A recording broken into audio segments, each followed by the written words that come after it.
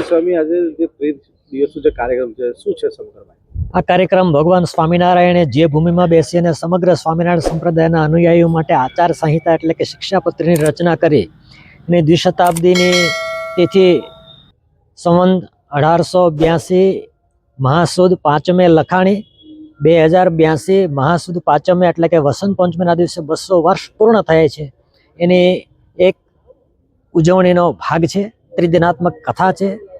અને ખાસ કરીને ભગવાન સ્વામિનારાયણે જે શિક્ષાપત્રી લખી છે એ શિક્ષાપત્રી વિશ્વનો સૂક્ષ્મતમ ગ્રંથ તરીકે ગિનીઝ બુક ઓફ વર્લ્ડ રેકોર્ડમાં રજીસ્ટર થાય એવું સૂક્ષ્મ ગ્રંથ લેખન અહીંયા આ 3 દિવસ દરમિયાન થશે.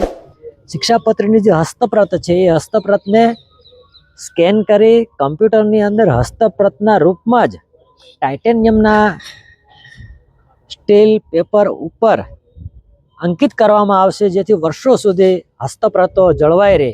અને ખાસ કરીને સ્વામિનારાયણ સંપ્રદાયના તમામ અનુયાયીઓને કરબદ્ધ એટલી જ પ્રાર્થના છે કે વસંત પંચમી શિક્ષાપત્રીની દ્વિશતાબ્દીની સાચી ઉજવણી એ છે કે આપણે આપણાથી યથાસંભવ શિક્ષાપત્રીની સંપૂર્ણ આજ્ઞાઓનું પાલન કરીએ.